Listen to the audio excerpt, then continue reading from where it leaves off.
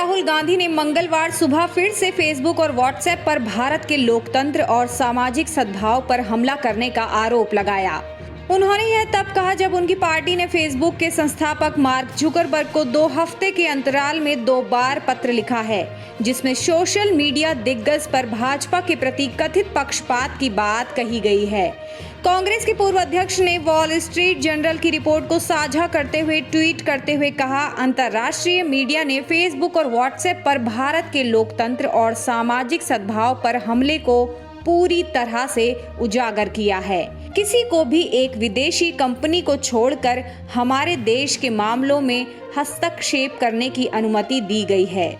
उनकी तुरंत जांच की जानी चाहिए और दोषी पाए जाने पर दंडित किया जाना चाहिए। विदेशी मीडिया की नवीनतम रिपोर्ट में दावा किया गया है कि फेसबुक की कार्यकारी एग्जीक्यूटिव अंकी दास सत्तारूढ़ भाजपा के सदस्यों पर अभद्र भाषा का नियम लागू नहीं करती हैं। रिपोर्ट के अनुसार दास ने सालों तक आंतरिक पोस्टिंग की। रिपोर्ट में कहा गया है कि वो सत्तारूढ़ भाजपा का समर्थन करती हैं। कोरोना वायरस संक्रमण के बढ़ते मामलों के साथ ही इस महामारी से उबरने वालों की संख्या भी तेजी से बढ़ रही है।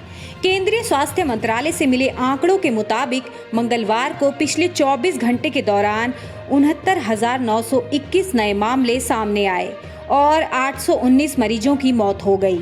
अब तक देश में कुल 36,91,167 केस सामने आ चुके हैं। इनमें से 7,85,996 एक्टिव केस हैं और 28,39,883 लोग ठीक हो चुके हैं। देश में कोरोना से अब तक 65,288 लोगों की जान जा चुकी है। वहीं केंद्रीय स्वास्थ्य मंत्रालय के मुताबिक पिछले 8 दिनों में 5 लाख मरीज भी ठीक हुए हैं। मरीजों के स्वस्थ होने की दर बढ़कर 76.62% हो गई है, जबकि मृत्यु दर 1.78% पर आ गई है। केंद्रीय स्वास्थ्य व परिवार कल्याण मंत्रालय ने उत्तर प्रदेश, झारखंड, छत्तीसगढ़ और ओडिशा में कोरोना के बढ़ते मामलों को देखते हुए उच्च स्तरीय केंद्रीय टीमें तैनात करने का फैसला किया है। इन राज्यों में कोरोना संक्रमण से मौतों की संख्या बढ़ी है। मंत्रालय के मुताबिक हर टीम में एक महामारी विज्ञानी और एक सार्वजनिक स्वास्थ्य विशेषज्ञ शामिल होंगे। ये टीमें कोरोना के प्रसार को रोकने, संभावित संक्रमितों की पहचान करने और मरीजों के बेहतर इलाज में राज्यों के स्वास्थ्य विभागों की मदद करेंगी। कांग्रेस के पूर्व अध्यक्ष राहुल गांधी ने जीडीपी विकास दर में भारी गिरावट को लेकर मंगलवार को सरकार पर निशाना साधा और दावा किया कि अर्थव्यवस्था की बर्बादी नोटबंदी से शुरू हुई थी और उसके बाद से एक के बाद एक गलत नीतियां अपनाई गईं। उन्होंने ट्वीट किया, जीडीपी -23.9% हो गई। देश की अर्थव्यवस्था की बर्बादी नोटबंदी से शुरू हुई थी। तब से सरकार ने एक के बाद एक गलत नीतियों की लाइन लगा दी। कांग्रेस महासचिव प्रियंका गांधी वाड्रा ने आरोप लगाया कि सरकार ने देश की अर्थव्यवस्था डुबो दी। उन्होंने ट्वीट किया, आज से 6 महीने पहले राहुल गांधी जी ने आर्थिक सुनामी आने की बात बोली थी। कोरोना संकट के दौरान हाथी के दांत दिखाने जैसा एक पैकेज घोषित हुआ, लेकिन आज हालत देखिए, जीडीपी -23.9% तक गिर गई।